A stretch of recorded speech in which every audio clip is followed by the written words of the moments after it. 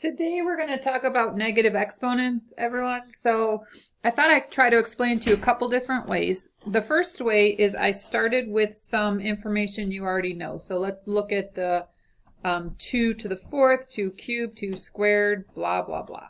You can see the exponents are going down by 1. And what is happening between this step and this step is this is being divided by 2. That's the base. 2 cubed, you know, is 8 because it means 2 times 2 times 2. And 2 squared is 4, you know that, and they're related because we are dividing by the base. Each time the exponent's lower, we're dividing by the base. So that does help prove why 2 to the 0 is 1. So what you think we're going to do here, the exponent is decreasing by 1. So again, we're going to divide by the base. And taking this number, dividing by 2, will give you 1/2. Now we're going to take 1/2. If you have half of a pizza and you divide it into 2 parts, that's 1/4. And then if you have 1/4 of a pizza and you divide it into 2 parts, you have 1/8. That same thing is going to work over here. 3 to the 4th is 3 times 3 times 3 times 3, and that's 81. To go to 3 to the 3rd, I'm going to divide by the base of 3. 3 times 3 times 3 is 27. To go to 3 squared, I'm going to divide by 3. And 27 divided by 3 is 9. And that plan continues on. Each time the exponent goes down by 1, I am dividing by 3. So that is why 3 to the 0 is 1. So when I have this negative exponents, what's happening here is it's throwing it into the denominator. And I get 1/3 because 1 divided by 3 is 1/3. If I had 1/3 and I wanted to cut it into thirds or divide it by 3, I would get 1/9. If I had 1/9 and I wanted to divide it into 3 parts, I'd get 1/27. So what's happening is that these are all going down, dividing by the base each time. And when you have these negative exponents, it throws that into the denominator, and 3 to the 1st is 3. Throws this into the denominator, and 3 to the 2nd is 9, and it's in the denominator.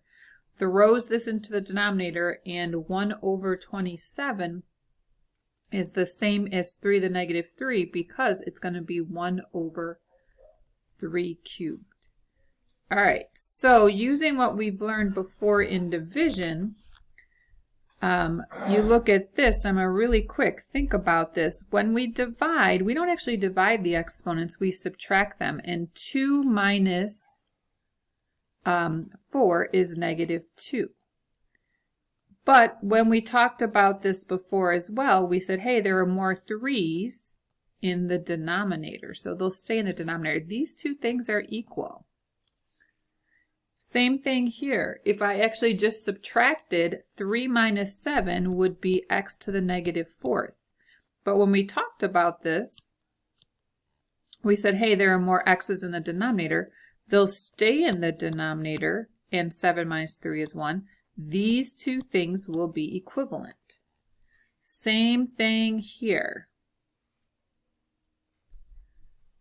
This would be 1/y to the 7th, and if I just subtracted, I would have y is to the -7th would be equivalent to this. Those things are the same.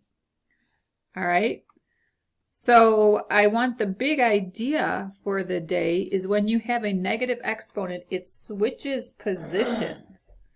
All right, so switches positions. So when I have this down here, I'm going to change it to 1/3 squared.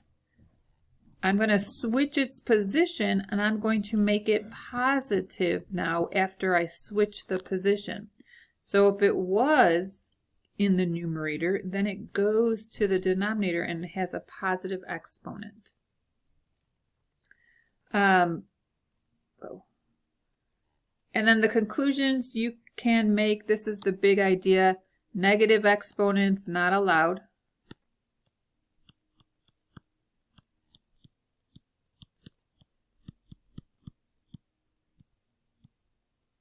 So what are you going to do when you have a negative exponent? So if you have a negative exponent,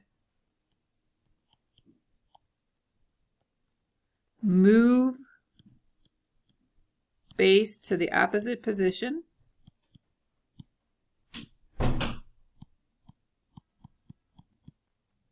Whoa, spelled that wrong. And make the exponent positive.